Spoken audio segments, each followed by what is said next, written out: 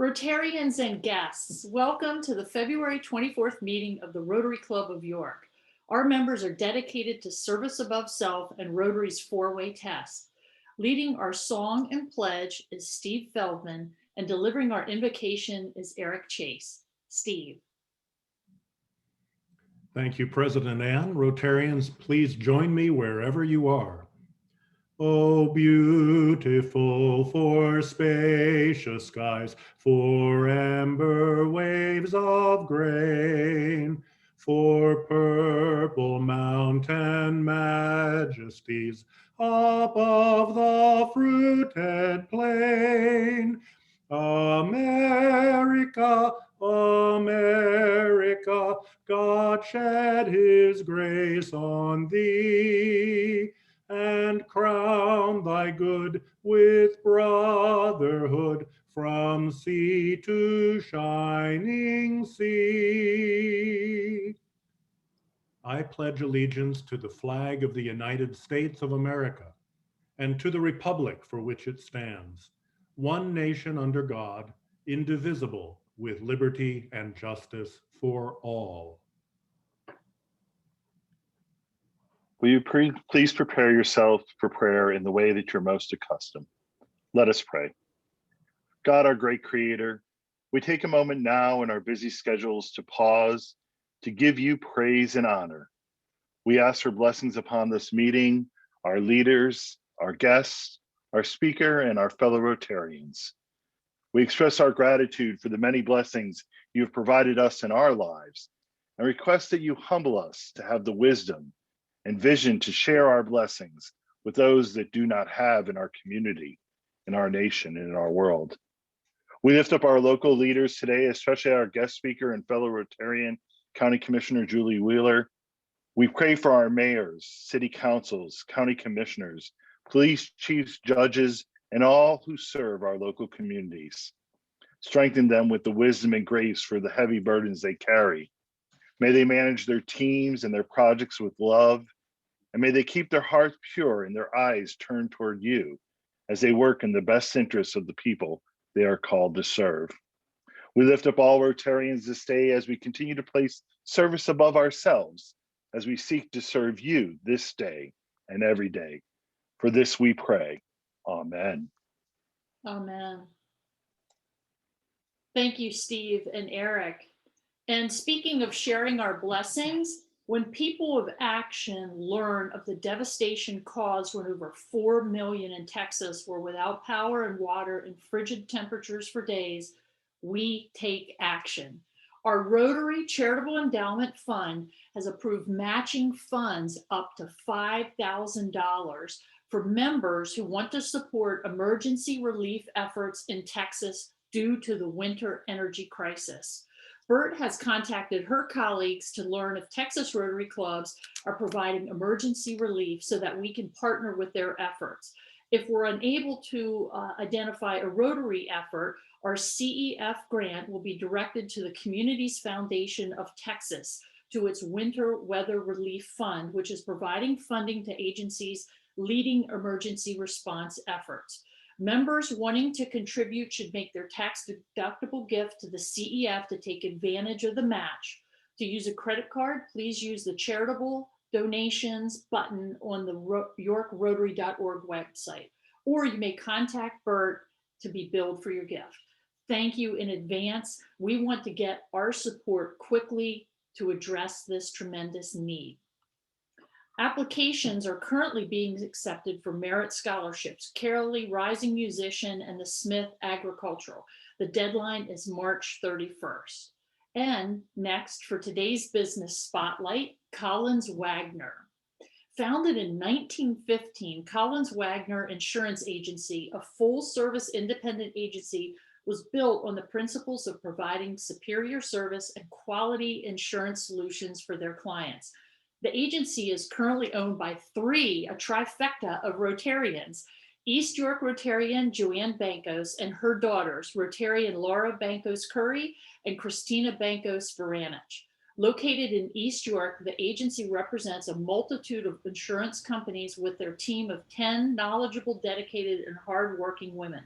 Collins Wagner strives to be a source of solutions and a trusted advisor, whether it would be preventing risk and in the event of a claim situation, providing assistance and guidance. It has always been very important for the agency to give back to the community with their staff involved in many non-for-profit organizations. And a fun fact, since the Rotary Club of York was founded in 1916, there has always been a member from Collins Wagner. Founder Urban Bond was a charter member of this club in 1916. He was followed by William Collins in 1957 and Jack Ulrich in 1971 and Laura in 2010.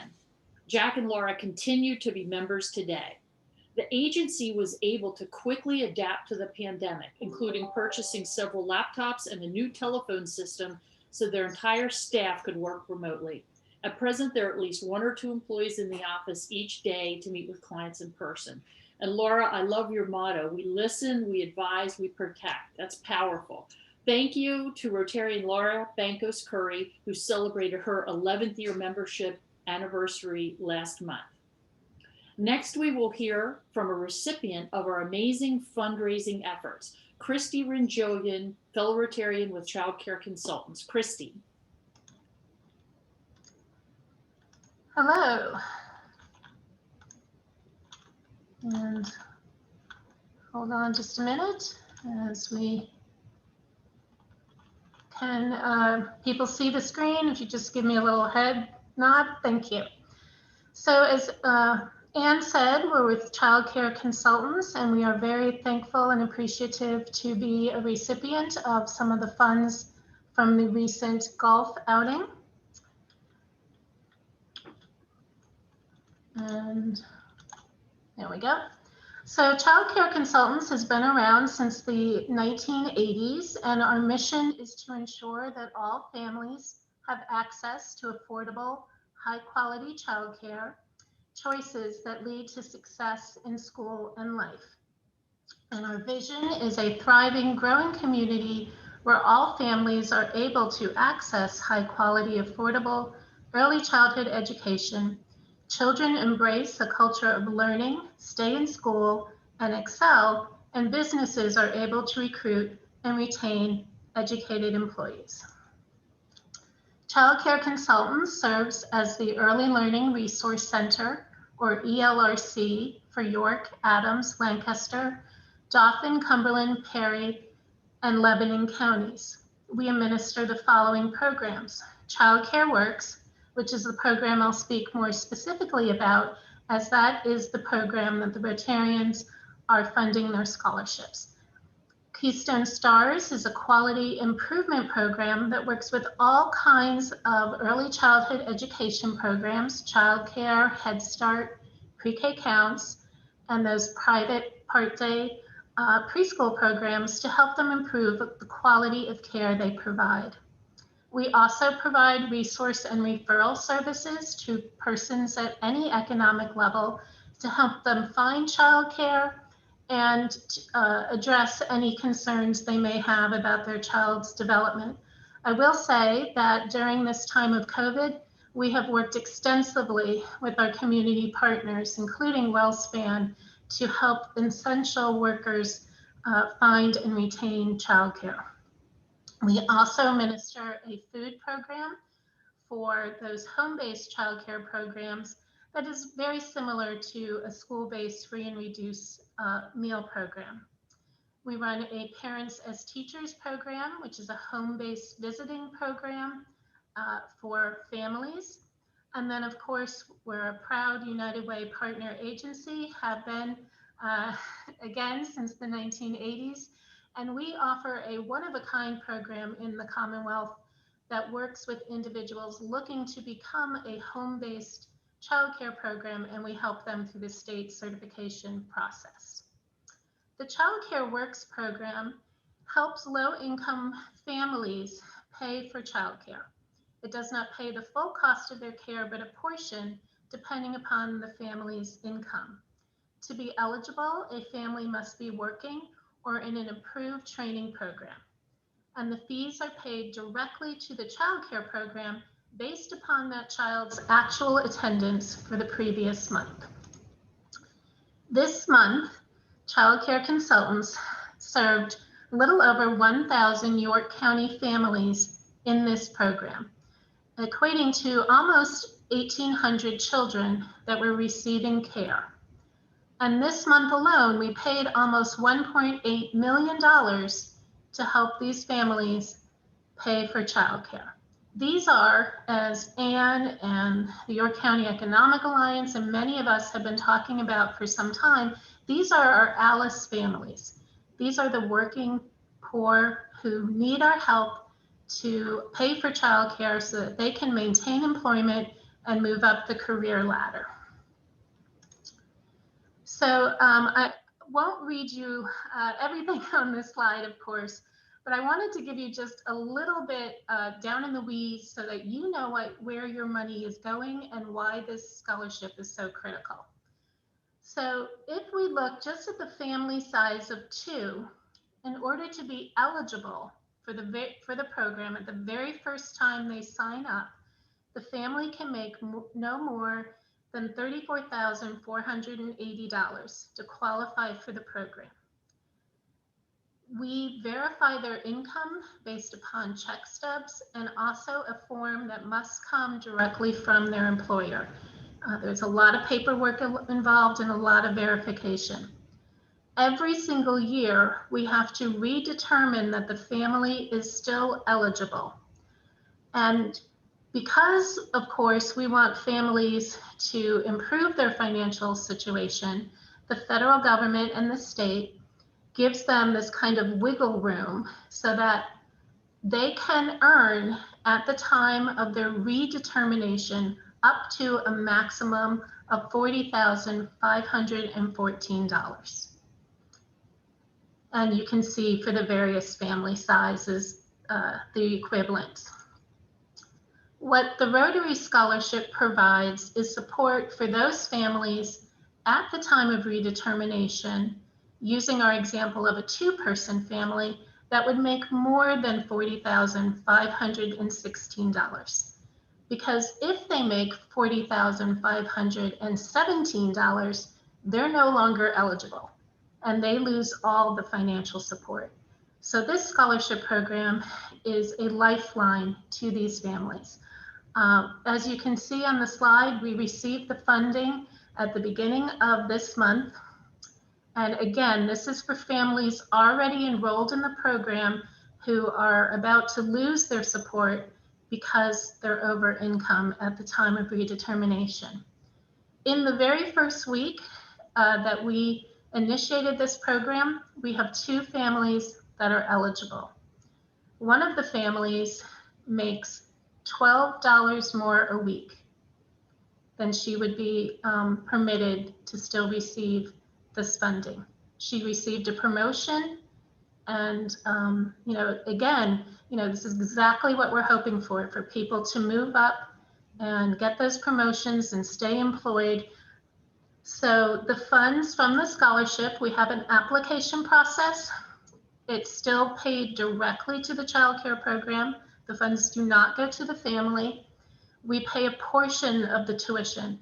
For the family I just mentioned, we will be paying just shy of half of their weekly fees, and the family will be responsible for the other half. That will last for a period of about 10 weeks or so. And during that time, we'll be working with this family, making referrals to some of our other community partners, such as Robin at CPC, and helping them with self-sufficiency and budgeting to help them. The goal obviously is not that they're on the Rotary Scholarship forever, but to be that bridge so that they can then pay the full cost of their childcare. So I just again want to thank my fellow Rotarians. This is a wonderful project for the county. We're so pleased to be the recipient of these funds and to be able to make a difference for our York County ALICE families and their children. Thank you very much.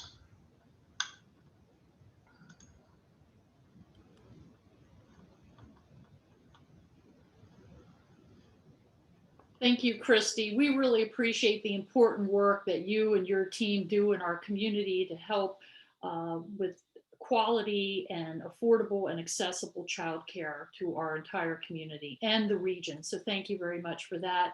Thanks for your time to give us a glimpse into the very important work that you're doing. And also thank you to our golf, tennis, croquet and cornhole team that made this event possible, and for all of those who generously donated so that this support could be spread throughout our community and have significant impact. Thank you, Christy, and thank you all. Next, I'd like to invite past President John Kleindentz. He's doing double duty today for number one, a strategic planning announcement, and number two, to introduce our program. John.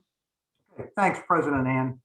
I'd like to give maybe an update for a lot of members and some awareness for some new members on our strategic plan for the club. We do have a strategic plan.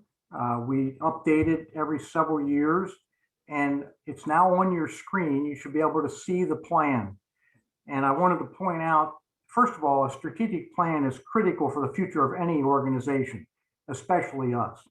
So this plan is we call it the strategic plan on a page. It's a one-page plan. It started this way in about 2013. We update it about every 3 years. And we just got done updating it, and the board approved this update in January. This is our action plan. So I wanted to thank the committee that worked on this. We had an extensive committee of members. I would ask you all to stand up, but nobody could see you anyway. But we had some great conversations about the update for this plan. I would point your attention to the top box, the strategic plan 2021. The three underlined bolded sections, our core values, our vision, and our mission. Those are the foundation for this entire plan. Our core value, and we spent most of our time up here. Our core values, obviously, we believe and we value the four-way test. That's a foundation of Rotary. But we added, we live service above self. We believe that's critical. Our vision, we totally rewrote the vision, and I won't read everything to you. I want to read that to you.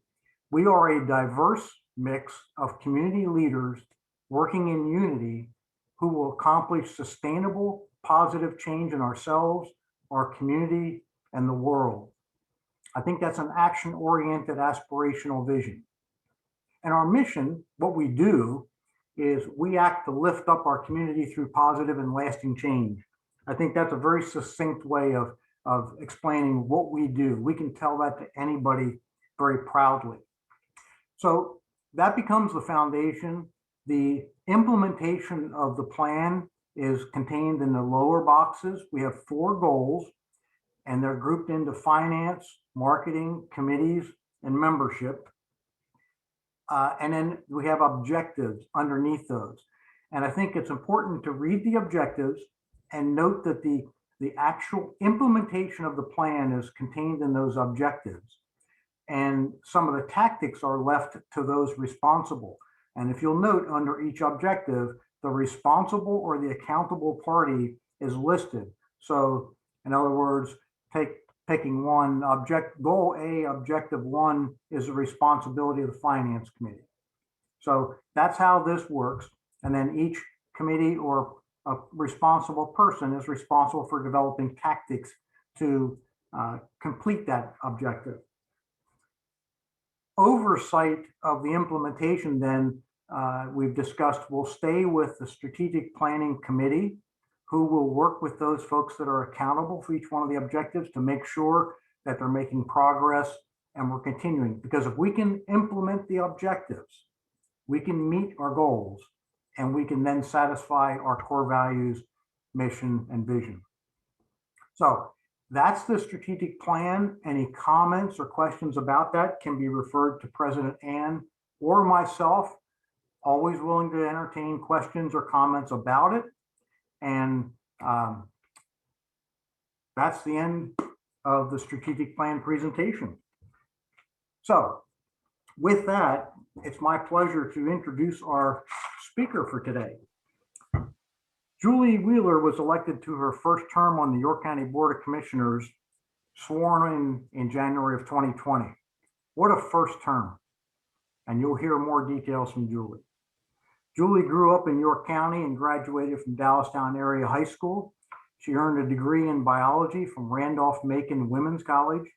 She started her career here in York County at Adhesives Research, then went on to work for General Electric, where she most recently served as a general manager for medical device business, and now local government. Julie is an active community member. She's dedicated her time to organizations that support children, having served on the boards of the YWCA and the Children's Home of York. She's a founding member of the Your It organization, whose charter is to cultivate the next generation of philanthropic givers. She's also a member of the Women's Giving Circle, the Women's Business Center organization, as well as a graduate of the Ann Anstein Institute for Excellence in Public Service. Julie is a member of the Elks in Red Lion, and obviously is a member of our Rotary Club. She was recognized in 2017 by Central Pennsylvania Business Journal as a woman of influence for community achievement. Julie and her husband, Michael, live in Windsor Township. Fellow Rotarians, I proudly give you my friend, fellow York Rotarian, and York County President Commissioner Julie Wheeler. Thanks, John. I really appreciate that gracious introduction. And I think Ben needs to allow me to share my screen and I'll be able to start. Be able to right now. Thank you. Okay, so just somebody nod their head. Can they see my screen? Okay, great. Hey, it's great to be in a warm, friendly environment today with friendly faces. And I'm really excited to give an update on behalf of the entire Board of Commissioners today about what's been going on at the county. I'm going to talk a little bit about 2020 and then what's going on in 2021. And I think if there's one thing I would kick off with is certainly last year was all about leading in unprecedented times. And I think that probably goes for everybody on the call here, whether you are working in a municipality, running a business, working in education. Certainly last year was very unprecedented times.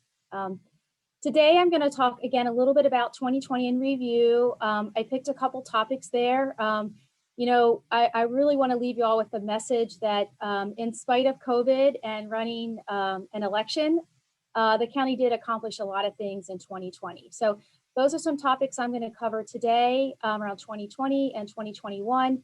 Certainly, as I go through the presentation, if there's other things you'd like to hear about, please just funnel up a question in the chat feature, and I will leave time at the end to answer questions. I wanted to just give an update as we look at how York County responded to the COVID crisis last year. I know I came in front of Downtown Rotary probably in April last year with Kevin Schreiber to talk about some of the things that we were doing at the county level. So I won't spend a lot of time on that, but did want to revisit a little bit about what the county did to help our community. It seems like March 16th, 2020 was eons ago, but that was the day that the Board of Commissioners declared an emergency declaration. I really want to commend our two largest healthcare providers, WellSpan and UPMC. They were outstanding collaborators with the county.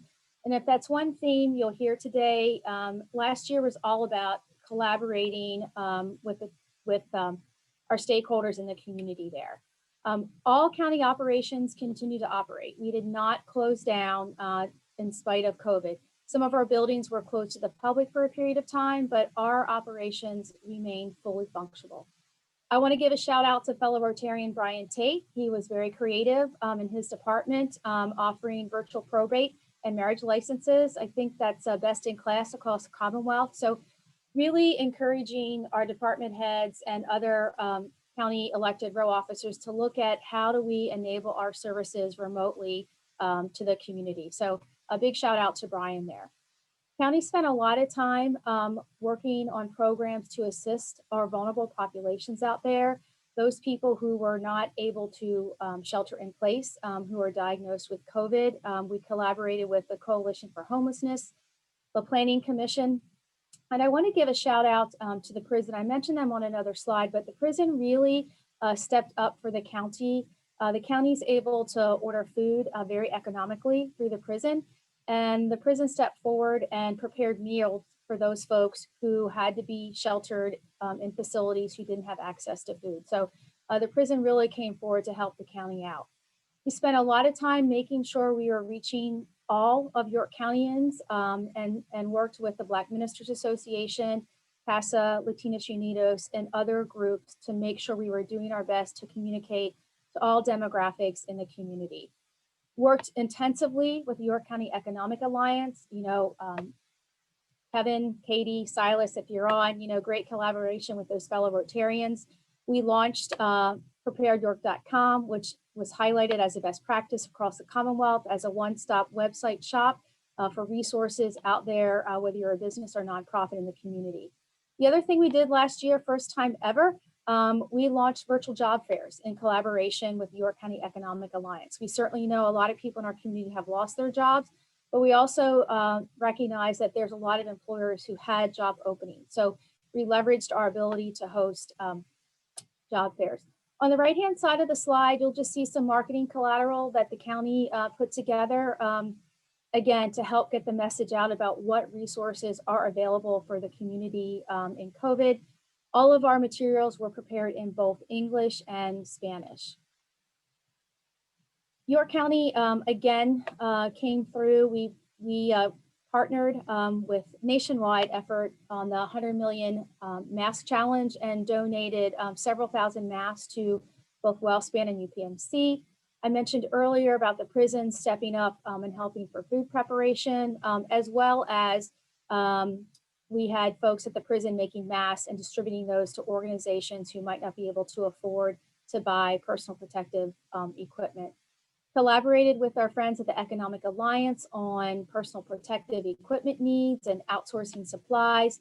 I'd highlight an example right here in the community, Hala Vodka. If you're not familiar with them, great company led by the Shorbs, and collaborating with them on repurposing their manufacturing to produce sanitizers. So a lot of that collaboration was going on with manufacturing organizations here in our community. And at the bottom, I just wanted to highlight, certainly we understand and recognize the need to support folks in our community who are battling drug and alcohol addiction, folks who have mental illness. And so I have to give a kudos to our Human Services Department. They created a lot of outreach videos, and also our Planning Commission, who created a lot of interactive maps for people to go to and search for information. So that's a bit of a snapshot on some of the activities last year related to the county in managing COVID. I want to segue into the York County Recovery Strong Task Force. Back in April of last year, we recognized that we had to figure out a way and come up with a plan to come out of this pandemic from an economic standpoint. This was well before the county was aware that we were going to get CARES funding. So we launched a recovery task force back in April. That was comprised of about 30 subject matter experts in our community, and we're very grateful that they volunteered their time. We chartered that group of individuals with a couple things. One was, at that point in the pandemic, we had been under the emergency declaration for about 45 days. So one of their charters was to take a look at, hey, what did the county get right and where do we need to improve? So part of it was a look back, and then part of it was a look forward, short, mid, and long-term plans on how do we recover from this from an economic standpoint. Pretty aggressive time frame that we placed upon the task force, gave them 30 days to come back to the commissioners with a report, which they did do on May 29th. If you haven't read the report, you can find it on the county website and the Economic Alliance website. A lot of good work by a lot of people in the community. This wasn't a report that the commissioners kept on a shelf collecting dust. You'll hear me reference this many times during the presentation today, but the commissioners really used this to guide us in the decisions we made regarding CARES funding and some strategic decisions being made for the county. I want to stress that this plan that was brought forward certainly was not intended to replace any existing or ongoing plans out there, and certainly was not a substitute for a comprehensive plan or economic action plan. So with that, I'll segue into CARES funding. So as I mentioned earlier, we use the Recovery Task Force report to guide us in how we allocate the CARES funding. I will say York County has been set up as a best practice in how we allocated our funding across the Commonwealth. The commissioners really took a look at how do we holistically share this CARES funding with the community. Certainly, I would have loved to give $40 million just to our small businesses, but we know that lots of people and lots of business segments were impacted by COVID. So we were allocated $40.5 million. As a refresher, York County did receive money from the federal government, but it was via the state. Unlike Lancaster County, our sister county, who received funding directly from the federal government. York County had to have all of their allocations completed by the end of last year. Lancaster County has another year to allocate their funds. So the pie chart there on the left side, hopefully you can see it, gives you a visual on how we allocated the funding. I want to highlight that we worked collaboratively with the Economic Alliance and Community First Fund out of Lancaster on a Restart Grant program.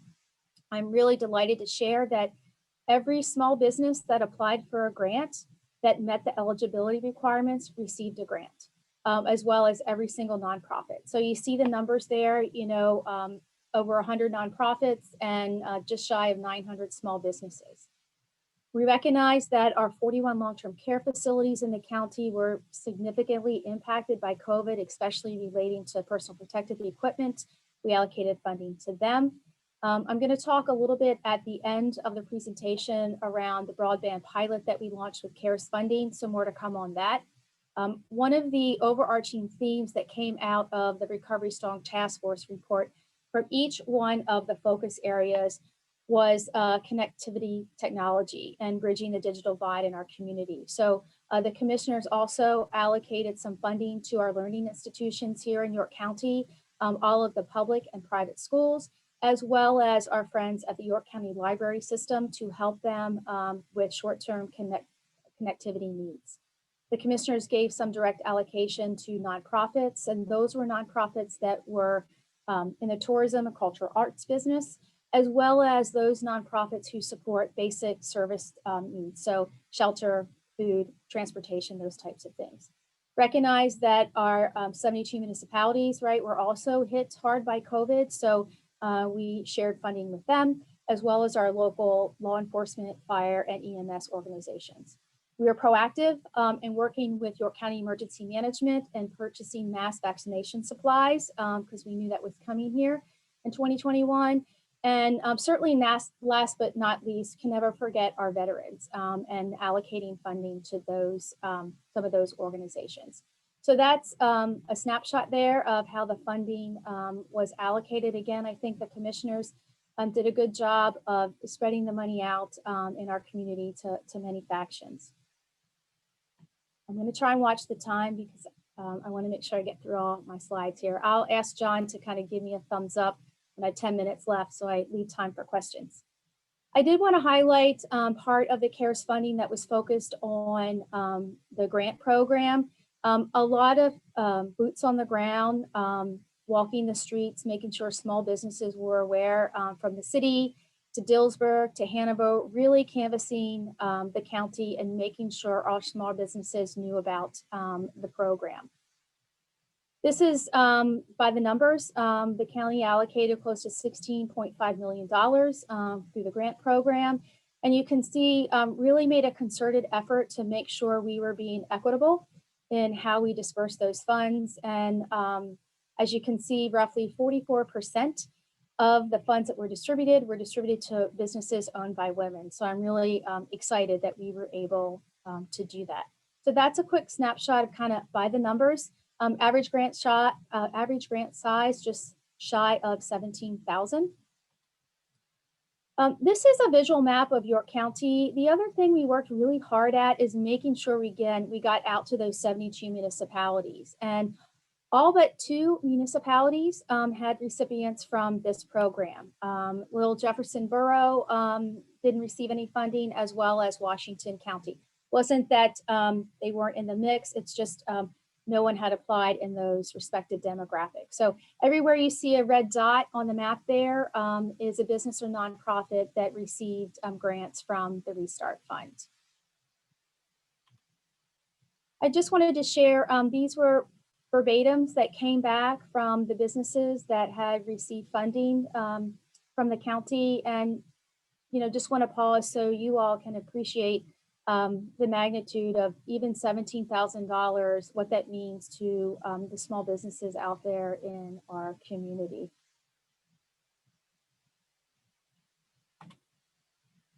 Elections. I could probably talk for 10 hours on elections, which is probably way more time than what you all want to hear about elections. So I want to talk a little bit about the 2020 election cycle and some of the other things we are doing down in the elections department. I'm certainly here to say that we recognize lots of areas to improve in elections, and it's going to be an ongoing process for the county.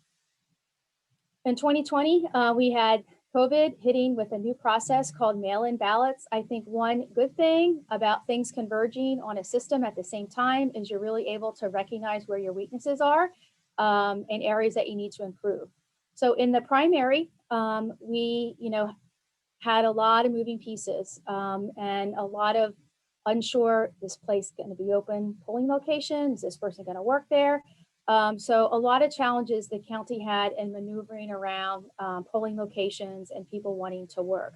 We had polling locations call us, in fact, up until the day before the election and telling us they're going to be closed. So we know that the community was frustrated with that. We were certainly frustrated as well, but very hard for us to find a polling location when you're only given 24-hour notice that you're not going to be open. The other thing we were challenged with was poll workers. So one of the improvements we made from the primary to the general election is we built a poll worker database. That didn't exist before. All the county had was a list of poll workers on a piece of paper. So we spent the summer building a database where all of that information is in.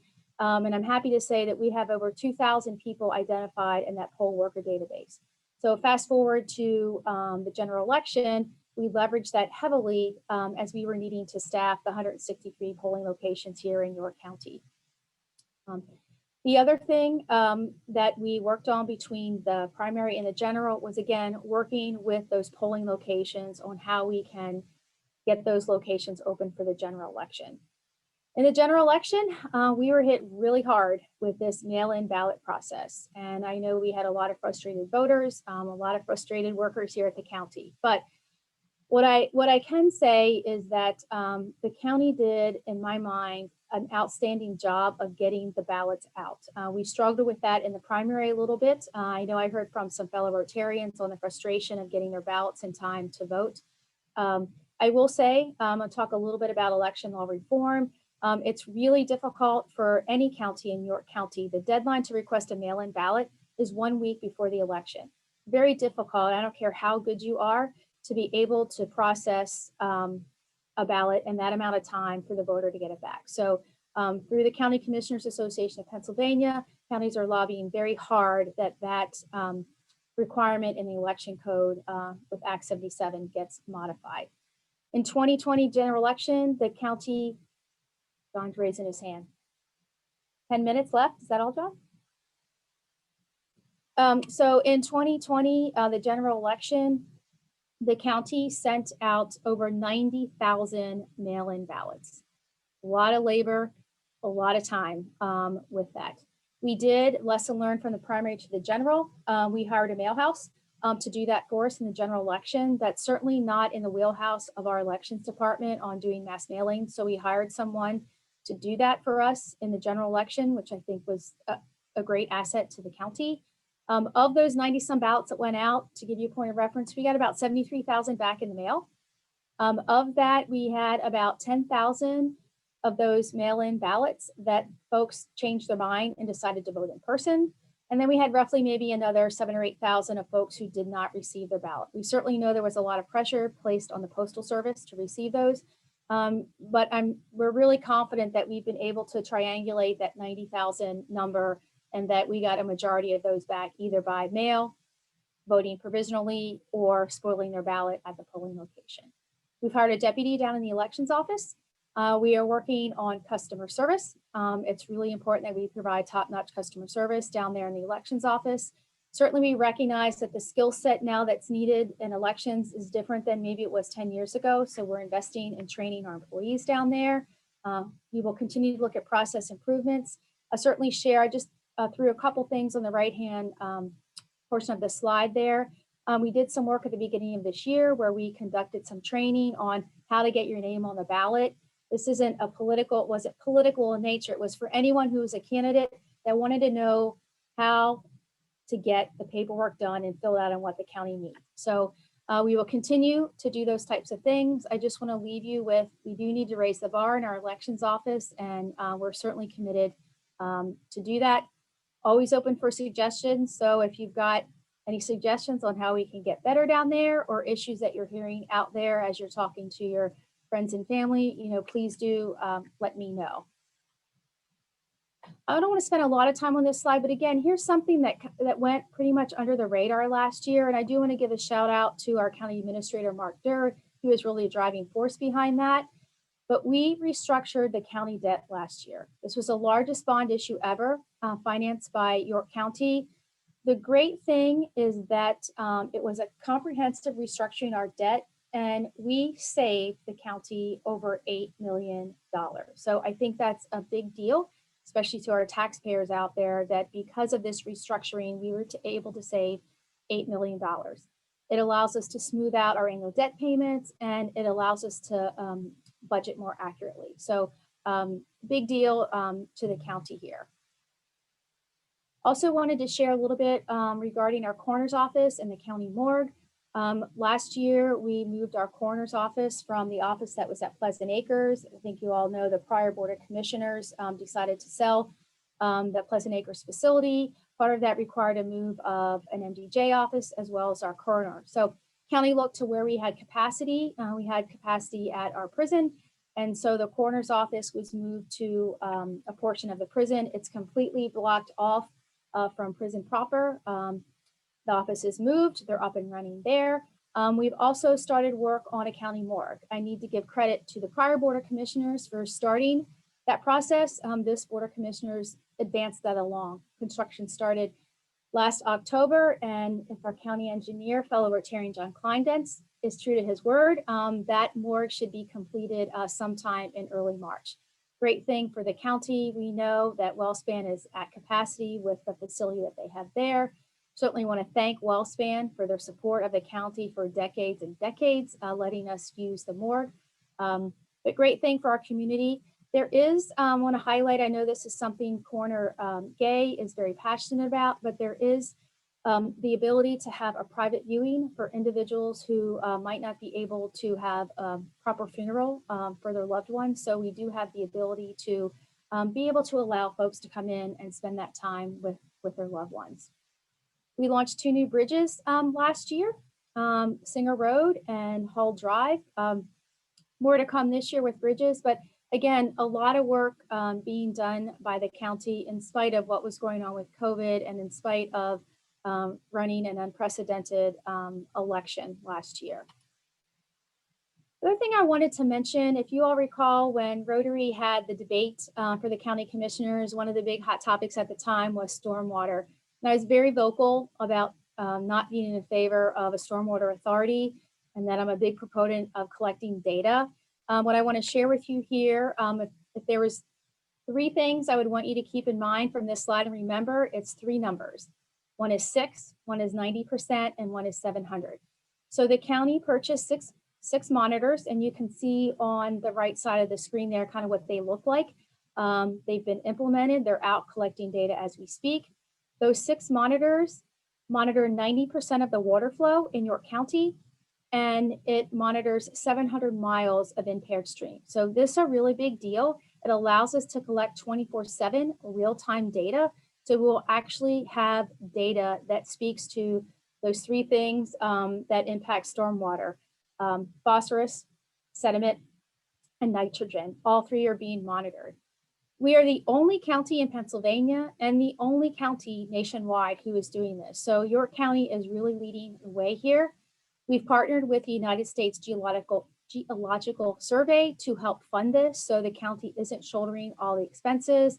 And a big shout out to the Planning Commission, because they were great partners in this endeavor. So really excited that we will have a way to actually measure this and determine exactly what we are feeding into the Chesapeake Bay. Wanted to mention a little bit about the Economic Action Plan and Comprehensive Plan. Again, these things were going on with the county in collaboration with the Economic Alliance and with our Planning Commission last year. Both the Economic Action Plan and the Comprehensive Plan were approved by the Board of Commissioners in 2020. Just a few highlights on the Economic Action Plan.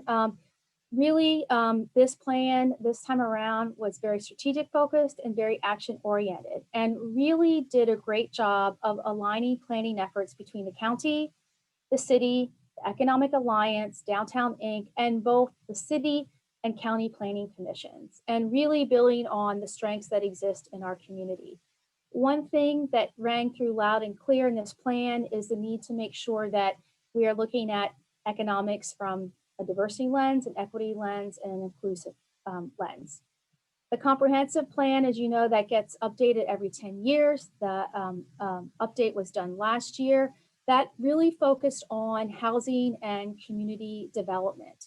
And I wanted to mention that, you know, we've been working on all types of housing projects with the HUD funding we get through the Planning Commission.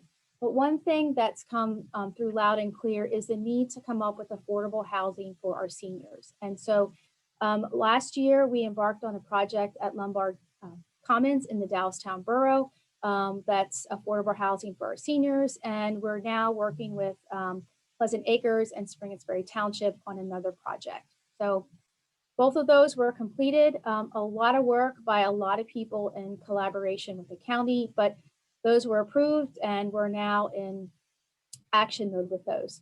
I would like to highlight both of those plans emphasize the need to have connectivity technology here in York County. And again, I'm going to talk a little bit about the York County Fiber Project at the end of the presentation. We also launched in collaboration with the Economic Alliance, a welcoming workplace initiative, and I don't want to steal their thunder, so I'll leave that for Kevin to share, but really focusing on how do we create a workplace that's welcoming to all. I think we all recognize that we need to get businesses to want to come here and stay here, and we need people to want to come and live here to drive the economic growth engine here in York County. Wanted to also talk a little bit about organizational structure. I think you all probably remember I focused a lot when I was campaigning around running the county like a business. We have over a $600 million budget, over 2,200 employees, and we are one of the top 5 employers in York County. So really taking a look at how do we maximize our organizational structure. A couple of things we focused on last year was ensuring succession plans were in place. We had several long-time York County directors retire. Michelle Havis, running Human Services, Mark Kimmel, who's running the Conservation District, who's going to retire this month. So really taking a look at how do we plan for those retirements that are coming up. We looked at the direct reporting structure for our senior staff. We had some senior staff who had, 20 to 30 people directly reporting to them. I think most of you that run businesses, you know that the bandwidth to really effectively manage 30 some direct reports, it's unreasonable. And so we restructured some of the direct reporting structure. The other thing that we did, and I'm really thrilled about this, is we hired the first ever Chief Opportunity Officer for York County government. This individual was hired in late October and has been on board and been engaged since then. This position has a twofold responsibility. One is to focus on training our county employees. Our employees are our most valuable and most expensive resource. And as one of the top employers in the county, we really need to continue to invest and develop our employees. So part of this person's role is focusing on training those individuals and building the right training plans for them to be successful in county government, as well as focusing on creating a workforce that's diverse, equitable, and inclusive. The other thing that we launched last year in connection with the Planning Commission is a diversity, equity, and inclusion community planner. I want to share with you that this position was not funded with tax dollars. We went and raised money through our philanthropic community to fund this position. So tax dollars were not used for this position. Jada Richardson is in this role. Joe Morales is in the role for the county. This role is really chartered with looking at the community holistically and the things we need to do to embrace diversity, equity, inclusion on a countywide level. Much more to come with them. They're very new in their roles. I would tell you, be patient. They have a lot of homework they need to do, but they're both very passionate about moving the community forward.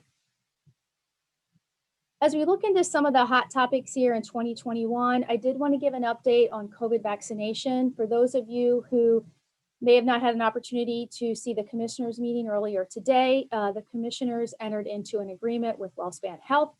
We are working with both WellSpan and UPNC on community vaccination plans. But this morning we entered into a formal agreement with WellSpan Health to open a community vaccination clinic that will be at 351 Locks Road. For those of you who know the area, that's in Manchester Township, and that's the old AC Moore building. So I'm thrilled that the county is able to partner with WellSpan to do this for our community. A date for opening is a little bit yet to be determined because it will be on vaccination supply, but want to assure you that the county has been working diligently behind the scenes in planning for how do we assist our community in mass vaccination efforts. I heard earlier on the call, a lot of people are frustrated trying to get scheduled. Please be patient with WellSpan and UPMC. They are doing the best that they can. We are limited in the vaccination supply. But great thing is we do have a plan for max vaccination for our community. I'll give a shout out to Rich Fart, Rapid Transit. For those of you that haven't heard, Rapid Transit is offering free transportation for residents who need that to get their COVID vaccination. One of the areas of focus this year for the county is going to be putting a strategic plan together. While we do have a comprehensive plan and the economic action plan, really looking at some of those social economic issues, some of those other issues that we need to focus on at the county. So working on a strategic plan, as well as we received lots of feedback that the county website could be improved. And so we are going to be working on that this year. Wanted to segue real quickly into a project that I'm really excited about. I do want to give a shout out to John Kleindentz and Silas Chamberlain. They have really helped the county behind the scenes move this forward. Part of the CARES funding that the commissioners allocated last year was for a pilot project down the Heritage Rail Trail. I'm going to talk quickly about that. So I think that we all recognize that we need to get better as a county and really investing in broadband infrastructure. And we've all seen the trends out there with telecommuting, telehealth. Highmark has seen 3,400% increase in telehealth services. So commissioners allocated some funding for a pilot project. I mentioned earlier, we allocated funding to our learning institutions here, $1 million of CARES funding to help them out with connectivity needs. Here's a map, FCC map of your county. If you look at this map, you might go, well, it doesn't look like we have any issues here in your county with connectivity. I think speaking for a resident that lives in the Red Line Rogue area, I can say that that's really not the case. And when you look at the census mapping, it shows a very different picture for York County. And you can see, roughly 50% of our folks are without broadband internet access, whether it's cable or fiber. We partnered with Catapult, company based up in Dillsburg, and Lit Communications, which is a nationwide company that has a lot of experience in these types of projects. Pilot project, for those of you that aren't aware, is running a 16-mile dark fiber down the Heritage Rail Trail. The great thing for the county is that we own the rail trail, we own the conduit underneath. So in business where you can sell a product or service, county government doesn't have that luxury, but this is something the county now will have that will be a revenue generator for the county. So I think it's a big step forward for the county, other than tax dollars. This will be something that we can do to generate revenue for the county. So this will run from the city down through New Freedom. There's a little antenna there at Hanover Junction. We certainly recognize that Hanover does have some issues with connectivity. That antenna will provide immediate access to a big underserved area in the county.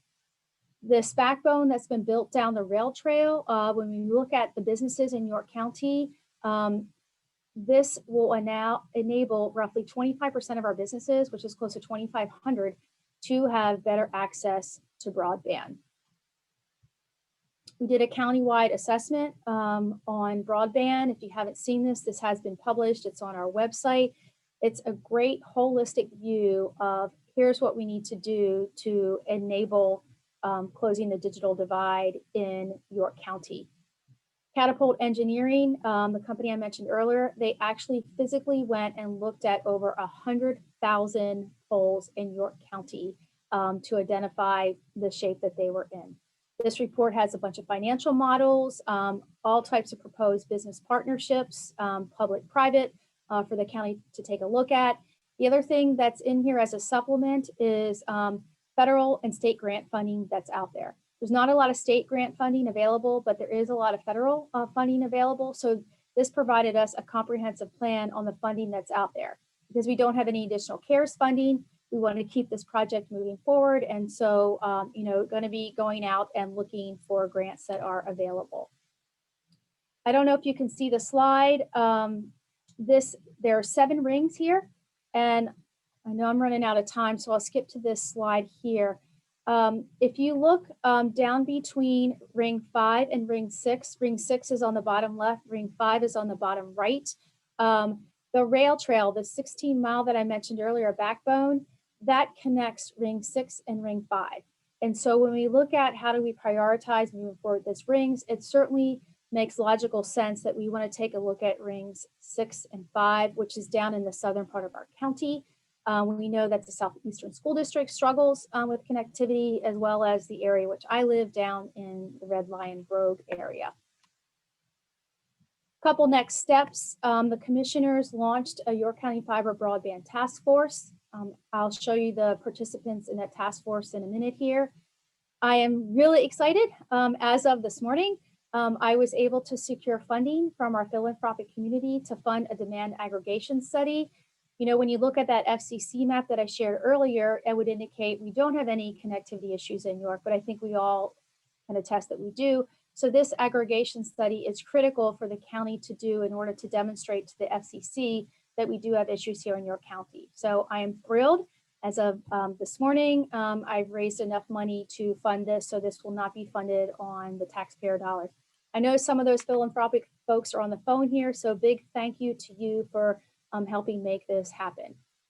I mentioned earlier, we're going to continue to look at grants, also looking at what type of public-private partnerships we can enter into, and then really chartering this task force on how do we move this project forward.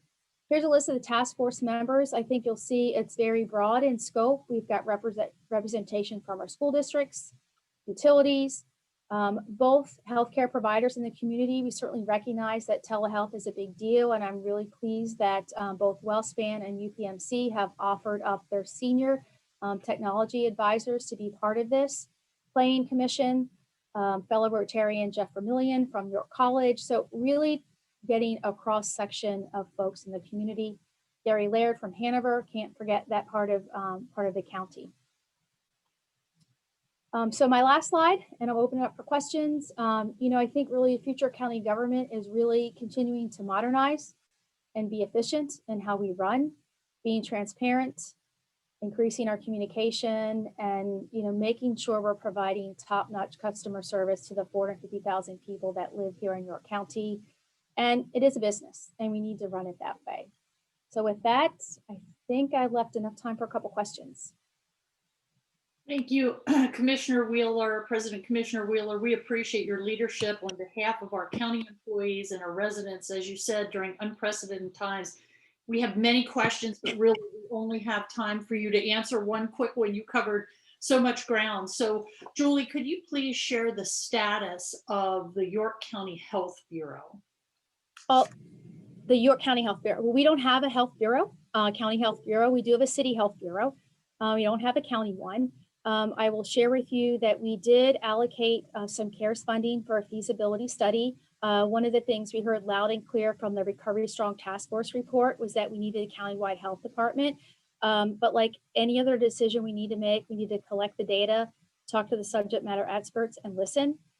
We are just about completed that process. We hired a consultant, HMA, out of Harrisburg, Health Management Associates, who has expertise in doing this. So we are waiting on their final report. So no decision has been made yet regarding a countywide health department. That will be a decision that the Board of Commissioners makes in a public forum. And once the final report is available, we will share that with the public. So at this point, I would just ask you to be patient, that the commissioners are doing their homework and they're working with the experts in the community to collect the necessary information in order to make that decision. So it's something that is on the radar screen, but again, that will be something that'll be done in a public forum. Thank you, Julie. I think Sure. you nailed that question. Thank you so much. And we do need to move on. And next is the book donation. As you know, is customary for our speakers, whether they're Rotarians or from the outside of the Rotary world. We, in honor of your visit with our club and your presentation to our club today, we have a book donation, How Do You Feel, by Lizzie Rockwell, that will be presented to the York YMCA Library in honor of your presentation. Thank you so much, Commissioner Wheeler. And Rotarians, next week, please tune in, same bat time, same bat channel. Our club meeting next week will feature a virtual program by York County Library's Youth Services Director, Paula Gilbert, on the importance of early childhood literacy. Our closing song for today is Alicia Keys' Girl on Fire. Enjoy, have a wonderful week. Take care.